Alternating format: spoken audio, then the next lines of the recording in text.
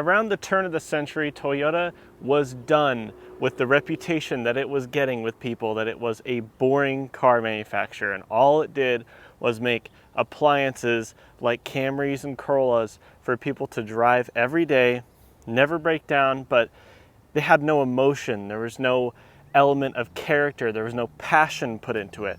And at the same time, their Land Cruiser was getting too expensive, too luxurious, and not off-roady enough like it had been in its roots in the early days, the 50s, with the FJ40 Land Cruiser. And that all changed with the introduction of the FJ Cruiser in 2006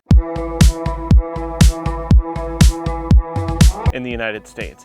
The FJ Cruiser was a return to form for Toyota and their off-road vehicles. And as you can tell, it mimics that original FJ40 Land Cruiser design, all the way to the white painted grille with Toyota written out and circular headlights, to the shape, to the paint scheme on this one. This one is finished in magma with a white roof. I'm told that this is quite a rare color, and I certainly don't think I've ever seen one before. And it is just so 1950s orange that it's absolutely amazing. It's beautiful, I love it.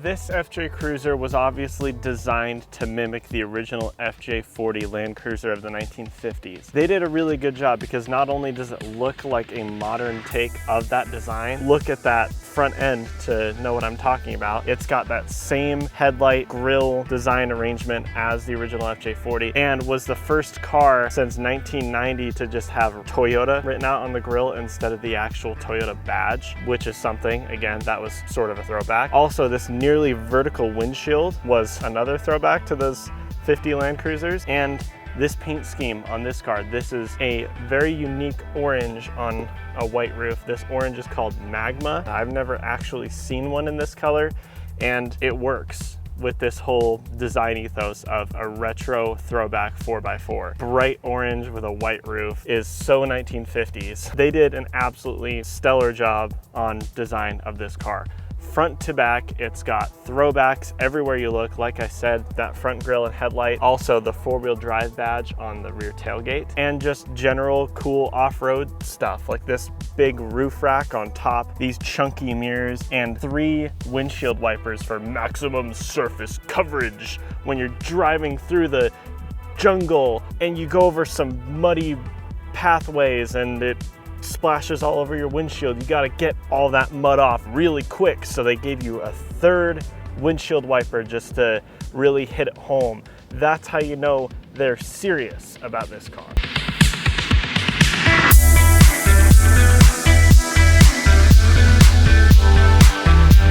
The reason why the FJ Cruiser hit the market once again was because the Land Cruiser had gotten more luxurious and more bloated and heavy, and they wanted a return to form. And they wanted to appeal to younger buyers once again, so they came up with this design concept called Rugged Youth Utility, and they made some concepts off of that. And the best received one was the FJ Cruiser concept. It had lots of cool features like a gear shifter that could be used as a shovel. Apparently, that's what Wikipedia says anyway. Stuff that didn't really make it to the actual production car, but this concept was so well received that they decided they would put it into production. It arrived on the market in the United States and elsewhere in 2006, and it lasted until 2014, which is what this car is. This is a final model year FJ Cruiser. At least in the United States. They actually continued to produce it in the Middle East and other markets until 2022. So this basically left production yesterday. And there's a report that they sold 1 brand new FJ Cruiser in the United States in 2022 or 2023, I can't remember which year. That's apparently a thing. I guess some Toyota dealership had one lying around for a while. I'm sure that was a big celebration for that sales guy that day. He probably got a promotion. Oh my God, Dan got rid of that FJ. Obviously my favorite part of the FJ Cruiser, and one reason why the FJ Cruiser was so popular and is so iconic, is the fact that they nailed this retro design. It was a great throwback to that original FJ40. This is how you do a retro throwback, Chrysler, with your PT Cruisers and Dodge Nitros. Disgusting. let's take a review type tour of this FJ. Here's another angle of this magma on white color scheme. And once again, I absolutely love this color. I've never seen an FJ Cruiser in this color. And when I saw this one, I knew I had to do a video on it. And if I had an FJ Cruiser, I'd get one in this color. First thing I notice is it's got a tow hitch, obviously, and it's got a nice little Toyota cover on it. That's the only example of that Toyota badge you will see outside the FJ. In here, you have a rather basic cargo area because of this car's shape. It's tall and wide, which makes it easy to use. I've got a little household style charging outlet back here. Looking up there, you have what looks like an aftermarket stereo system, but it says TRD on it, so I have no clue. We'll just go with the fact that it's factory because it has Toyota Racing Development's prideful logo on it. It looks very aftermarket, plasticky. This was a different era that this car came out in, obviously. And you can see the backs of the back seats have this rugged material on them, so when you fold them flat, you can throw ski gear, fishing gear, whatever you're gonna do. You can throw muddy, dirty stuff on the back of those seats, and they're easy to clean. You can probably just spray them down. And if you remove this carpet, you see more of that rugged, plastic, rubbery material down here. So I'm not telling anybody to do this, but if the inside of your FJ is dirty, you can maybe take a power washer and just not saying you should do that, so don't hold me accountable. Before we move forward, two things. I've got a special FJ Cruiser branded spare tire cover, which is cool, nice to have. Adds a little bit of flair and design and character to the back end of this car, but not as much as the four-wheel drive badge back here does, which is in that exact same font and style that you would see on 50s, 60s, 70s Toyota Land Cruisers and off-road vehicles. That's a really cool thing to see, actually. We're about to get in the back seat of the FJ Cruiser, and no, you cannot see me, but that's because we have one more door to open, which is the back door. Opens rearward, just like this. Kind of like the BMW i3 that I reviewed a couple weeks ago. Cool, I guess. It's a bit of a cool design gimmick, and also means that instead of having a two-door, which is what this car is sort of sized for and shaped for, you could have four doors. Makes it a little bit more practical. This looks like a two-door until you open the rear doors. So that's nice. All right, anyways, if I want to, I can pull this lever and this seat folds forward. Makes it a little bit easier to get back here, but it's already quite easy because it's nice and boxy and open. There's plenty of room to get back here. I've moved this passenger seat mostly back, not all the way. And even then, there's not that much room for me back here. I'm 6'3". Given this car's size, I would expect a bit more in terms of rear seat room. Plus, you could just pull these rear seats back a little, take a bit out of the cargo area. But I'm sure for kids, it's totally fine. Freakishly tall adults like me aren't going to be super comfortable back here for a long journey. There are no grab handles or anything, which I could see being a problem when you're going on off-road trails, driving over rocks, and there's a lot of undulations, you're getting tossed around. You can't hold on to anything back here as a rear passenger, which is quite annoying. There's no fold-down center console there. There is more storage here, actually, in the back of the main center console, but the only thing you can really do is hold on to the seat in front of you or your passenger's shoulders as you're going over rough terrain, which I think is a bit of a miss. I think Toyota probably just forgot about that. But this rear seat is so tiny that most people wouldn't really want to be back here anyways. Being up front in the FJ Cruiser. Now, one thing that I noted just then as I got in is I bashed my knee on this part of the dashboard that's sticking out, which I could imagine gets quite old for FJ owners, but I also could imagine they get used to dodging that while they get in, but that hurt a little bit. No big deal. Shut the door, and I noticed more of this plastic painted in magma to remind you of the special color that you got your FJ Cruiser in on the door panel and on. It's a nice color for the outside. I'm not sure it works in here, especially in this very cheap feeling plastic. It's just not nice. And that's a theme of a lot of the materials up here. Not nice. Plastic everywhere you look. Everything you touch feels like cheap plastic. Most everything you touch feels like cheap plastic.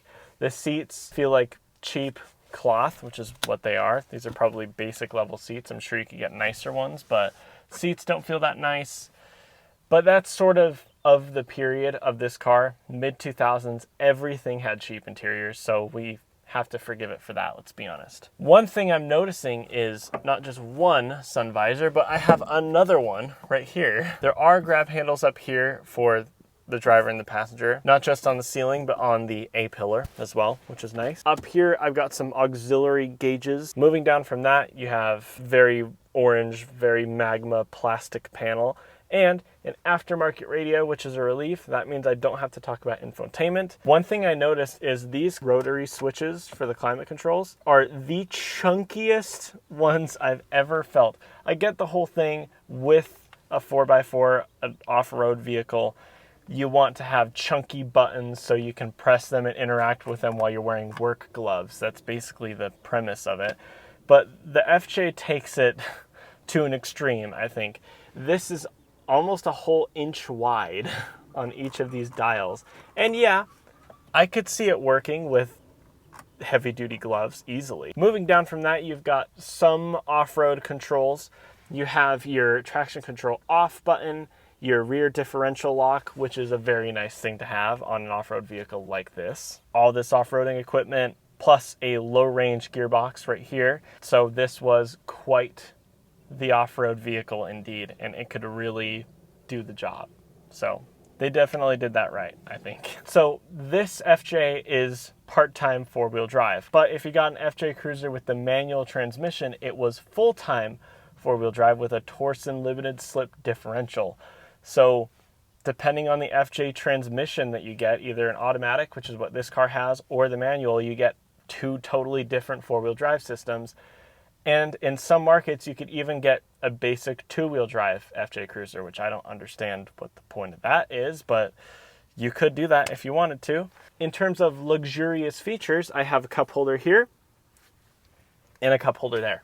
So that's nice. They're separated by about a foot, which is a little weird. In case you didn't know, on this side is an airbag, obviously on top of the dashboard, but on this side is another little storage area. If you want to hide some secret documents from your wife or whoever is sitting in the passenger seat, they will never know that there is a storage area up there unless they've watched this video, in which case they'll think, I knew you were keeping secrets in there. Here we are at the front end of the FJ, and we are going to look at the powertrain. One thing that surprised me when opening the hood on this car the first time was I thought the hood followed this line right here around this definitely real, not fake plastic or anything at all hood scoop. Unfortunately, rather disappointingly, it's just the whole hood panel. It's almost a clamshell design. So we open the hood and we find the 1GR FE 4-liter V6, which was shared with a lot of Toyota's off-road vehicles of the day. The Tacoma had this engine,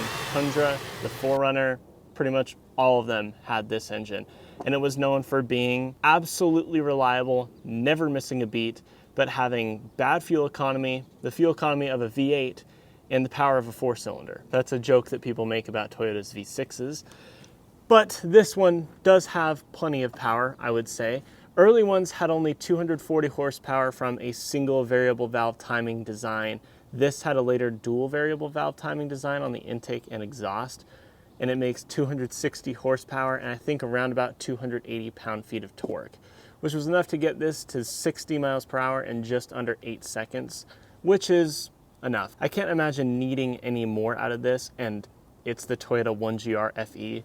I would prefer this to anything with more power because this is going to be reliable and never break. And while we're underneath the hood here, let's talk a little bit about mechanical stuff. It also shared pretty much all of its suspension underpinnings, front double wishbone suspension and rear multi-link with stuff like the Land Cruiser, the Tacoma, all of their off-road vehicles. It sat on a body-on-frame truck-style layout, which was similar to the Land Cruiser Prado of the day or the Lexus GX. What I'm saying is, underneath the hood here and looking at the mechanical components, you can see where Toyota saved some money on developing the FJ Cruiser.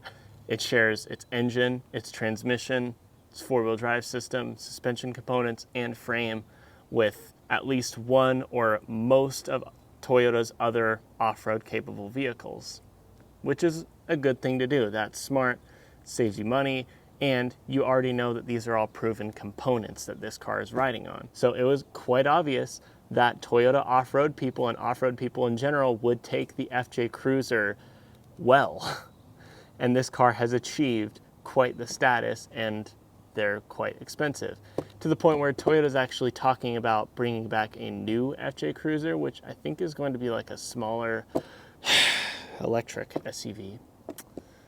Just hope they don't do that, but there are talks of bringing the FJ back, so that's cool. All right, let's take this for a drive.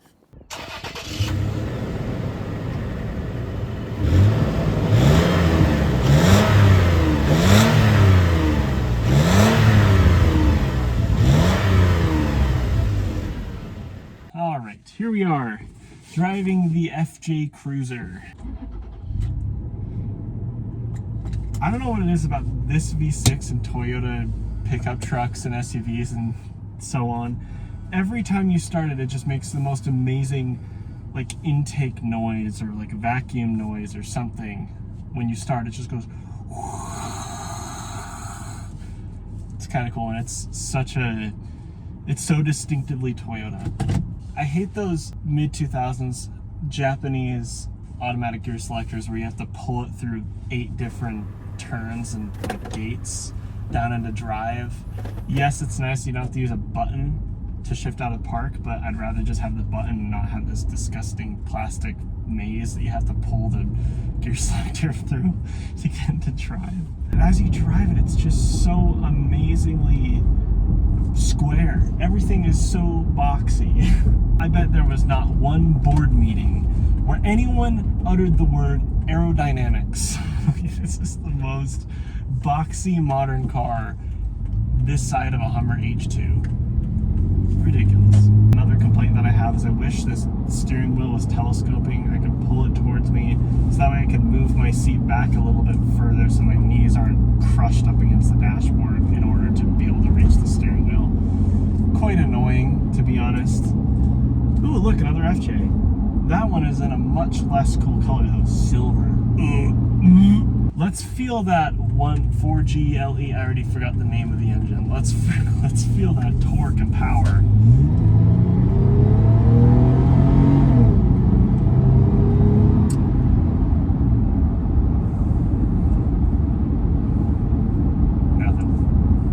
Nothing. No smile has appeared on my face. Actually, a frown has because a Prius just cut me off. But I'm not doing this car justice by driving it on the road because this car was for off-road driving. And this car is renowned for being a very, very good off-roader. Not only is it set up correctly to do off-roading right and to go anywhere, literally anywhere you want it to, and live up to the reputation of the original FJ40 Land Cruiser at the same time, it also looks the part on the off-road trail. Look, another FJ. Get my back. So how does it drive on the road? In terms of handling, well, it's not good, which is what you'd expect from a car like this. There's a lot of body roll, a lot of body motion. The steering does not have any feel to it at all. It doesn't give you much feedback. But one thing that I have to say about this is that this may have the best ride I've experienced on a body-on-frame vehicle so far. It's so nice. Yeah, it doesn't have much power. Yeah, it doesn't turn very well, but it's great off-road. It rides comfortably. It looks cool. It's cool in general. Every part of this car is unconventional. Every part of this car is interesting and weird. It also has all that retro coolness. The last time I'm going to say that in this video. And some modern tech. I mean, it's totally usable 365 days a year car. I would say this is one of the better off-road vehicles that I've driven. In terms of driving experience on roads, the FJ Cruiser is actually really good. A lot better than I expected. So that's going to do it for me on this video. Like, subscribe, do all the normal YouTube stuff, and I'll see you guys in the next one. Bye-bye.